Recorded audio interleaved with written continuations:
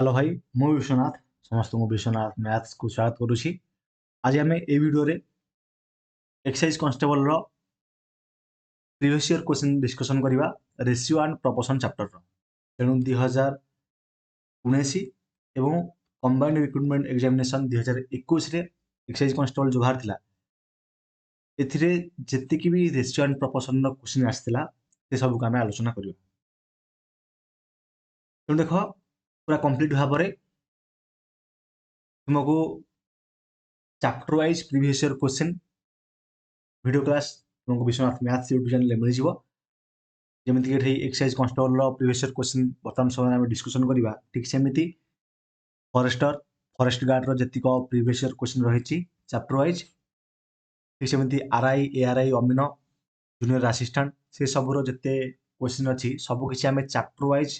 Discussion करवा जहाद्वारा तुमर idea आसोरी जे के लेवल क्वेश्चन आस ओके। एवं तुमको मुझे क्विक सॉल्यूशन कहूँ क्विक सॉल्यूशन ट्रिक्स कहबी जहाद्वारा तुम्हें पूरा सेकंड सेकंड क्वेश्चन को सॉल्व कर एवं जो मैंने यार पीडीएफ को डाउनलोड करने चाहो से टेलीग्राम चैनल को जाओ से तुमको आज जहाँ पढ़ाब यार क्लास नोट पीडीएफ मिल जाव टेलीग्राम रे। देख फास्ट क्वेश्चन देख बहुत बढ़िया क्वेश्चन मुझे पूरा फटाफट करूँ सॉल्व देख देखिए कौन 2021 आसला जोटा कि 2022 एग्जाम होता ठीक अच्छे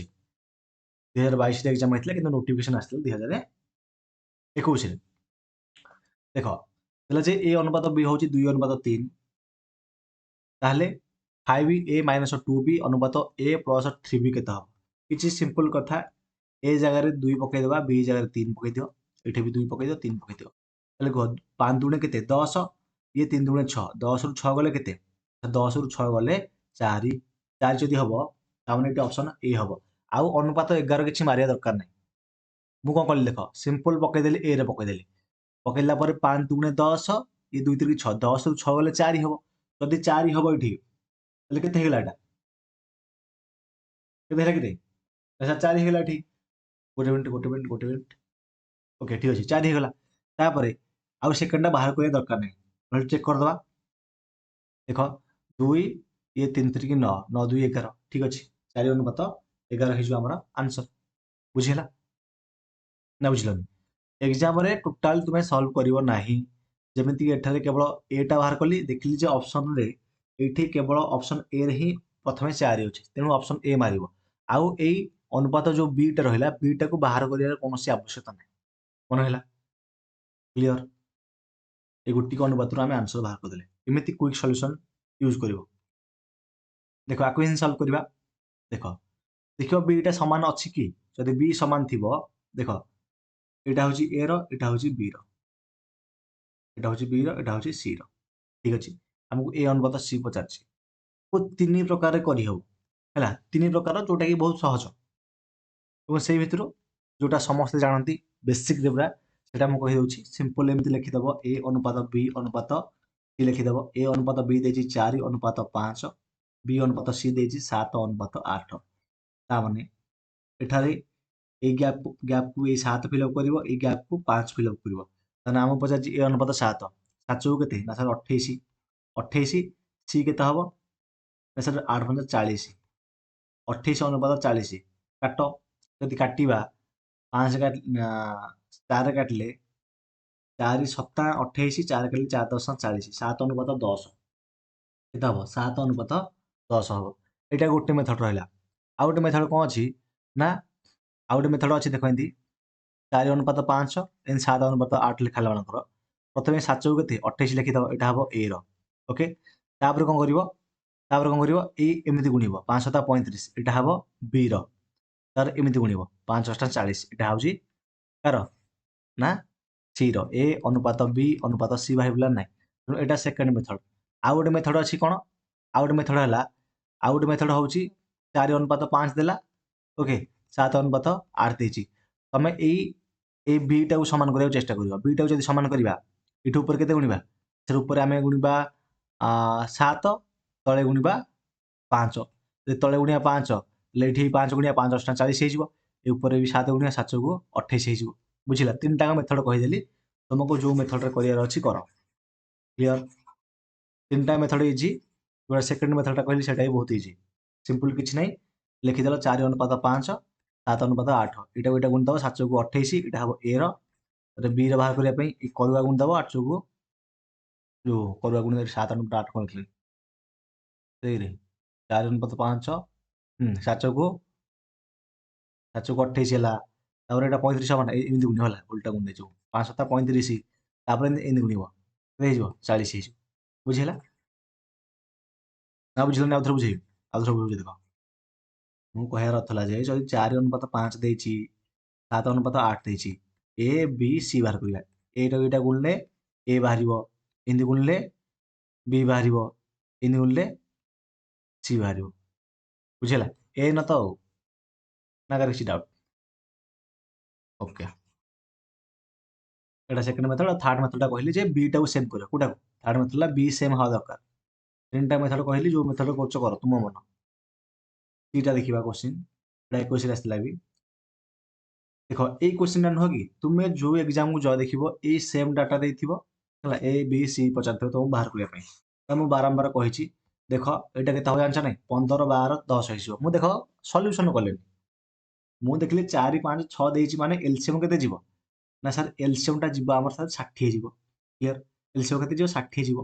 तेणु 4 के गुण 60 हम ना सर 15 4 60 जब 15 हो गला आमर ऑप्शन ए रे जो ऑप्शन ए बी आउ डी रे प्रथम अनुपातटा 15 ना ताने ये सी रे 15 अच्छे तेणु यहाँ ही हम आउ बी अनुपात सी किसी बाहर कर आवश्यक ना यदि तुम बाहर करा चाहछ कर ये 12 × 60 6 गुणिले 10 तेणु ये ए अनुपात बी अनुपात सी के 15 12 10 तेणु एत किसी डिटेल करवा दरकार नहीं बुझल एत किसी जात्रा दरकार नहीं मुझे जी कहली गोटे बाहर कल तार डायरेक्ट आंसर मारियो जे 15 12 10 तुम कौन बाहर टाइम बचिव आउ जो मैंने सल्यूशन पूरा जाना चाहछ कर नो डोरी देखो ये एक्चुअली ज्योमेट्री क्वेश्चन टा किंतु जेहेतु रेशियो देछि मुझे ये है देखो एटा एंटर मारदबा लेफ्ट बैक एंटर देखो this is if the area of a triangle is 250 meter square and the ratio of the base and the height is 4:5 then find its height देखो हाइट हम पचार तेणु ए क्षेत्र में कौन करवा जो रेशियो देछि हमको कौन 4:5 बेस आउ हाइट क्लियर ताले धरछ आमे आकु 4x आकु 5x नै जिवा तामने आमे जानिछे जे त्रिभुजर क्षेत्रफल कोन हाफ गुण भूमि गुण उच्चता 4x * 5x इक्वल टू केते हिचे 250 मीटर स्क्वायर तामने एटे 2 2 4 कटि जिवो ताने 5 2 10 x * x स्क्वायर हबो इक्वल टू केते हिजो 250 हिजो तामने एटी गोटे शून्य के गोटे शून्य कटिगला तामने x केते हिजो सर 5 हिजो √ एटे पटे x स्क्वायर अछि आर पटे गले कोन हिजो √ हिजो x जदि 5 हैला 5x केते हिजो 25 हिजो 4x हिजो 20 हिजो ताने हमहु पचारछि कोन हाइट पचारछि जदि हाइट पचारछि हम लिखिया 25 जदि हमहु बेस पचार थांदा त लिखथांती 20 बुझाइलो बहुत इजी लेवल क्वेश्चन थिला ता देखो आकु ए क्वेश्चन टाकू पिला ए घाबरा हे जाउथि सॉल्व कला बेले कारण से जानछंती कोन से कोन समस्त जानछो जे प्रोडक्ट ऑफ टू नंबर अर्थात a * b इक्वल टू कोन सर एचसीएफ * एलसीएम किंतु एठी हमको रेशियो जो देछि एउ एचसीएफ देछि 6 यदि एचसीएफ देछि 6 ताले ए केते हबो यदि एचसीएफ देछि 6 तेणु 500 को 30 फर्स्ट नंबर हो 30 आ बी माने सेकंड नंबर हो 600 को 36 ए जिनसटा बाहर करिवो फर्स्ट नंबर हबो एचसीएफ जदि 6 देछि फर्स्ट नंबर हबो 30 सेकंड नंबर हबो 600 को 36 बुझिला ताले एठी a * b तामने थर पकई दियो 30 * 36 इक्वल टू एचसीएफ देछि हमको 6 * एलसीएम पचारछि हमको केते बाहर करिया पई तामने जदि 6 रे काटिबी 600 को 36 36 को 18 तामने एलसीएम केते हला एलसीएम हला हमर 180 180 हे जिवो आंसर बुझि पारलो बहुत इजी लेवल क्वेश्चन थिला नै तुम आराम से सॉल्व कर परिबो ए नोटा देखो देछि हमर एनुअल इनकम होछि 4,20,000 एनुअल सेविंग होछि 60,000 ले the ratio of monthly savings to expenditure is saving अनुपात एक्सपेंडिचर आमको पचारछि किछि कथा नै आम आराम से बाहर कर परिबा देखो इंदा क्वेश्चन ने तुम डायरेक्ट काटि दियो गोटे काम करबा एठी हम कोन करबा काटिदेवा एपटे 3टा शून्य एपटे 3टा शून्य काटिदियो आउट काटिदेवा कि आउट काटिदेवा गोटे शून्य काटिदियो ताले मनकर तार इनकमटा हला 42 तार सेविंग होची केते 6 ताले एक्सपेंडिचर केते हेजिबो ना सर 42 रु 6 गले केते ना सर 36 ताहाले एठी से पचारची the ratio of hazy monthly expenditure to savings to expenditure H देख एटा गोटे कनसेप्ट कहूँ देख ये तुम पिला कौन करेंगे 12 रे हरबे 12 हर ना जदि 12 हर देख गोटे जिन कहूँ तार इयरली एक्सपेंडिचर जो रेसीो रंथली एक्सपेंडिचर भी से रेसीो रोटे कनसेप्ट मन रख से तुम कौन कर सेविंग के ना 6 अनुपात एक्सपेंडिचर है 36 मैंने 1 अनुपात 6 हम आंसर जो पिला मैंने कहे सर आम 12 हरबू ओके किसी कथा नहीं 6/12 कर अनुपात ये 36/12 भी कर कले भी से सेम जिन हम देख ये काटिले के हाफ हो काटिले 36 हो पुणी 2टा रपड़ गले पुणी हो तेणु अनुपात 6 हो नहीं तेणु एमती न करिकी एमती करदेव तुम फटाफट हो 7 नंबर माने लास्ट नंबर ओके लास्ट नंबरटा देला जी 3 जनकर रेसीो देला 3 अनुपात 2 अनुपात 1 सैलरी ऑफ ए आउ बी रो सैलरी होची 60,000 okay by what percent salary of A more than C देख ये 60,000 किसी ध्यान दबा दरकार नहीं 60,000 को ध्यान किसी दबा दरकार नहीं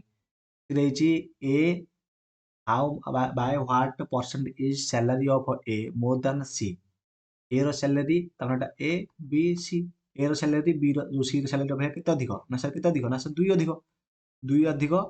बाय 1 गुण 100 तामने सर 200% अधिक 200% मारिबो आंसर तेणु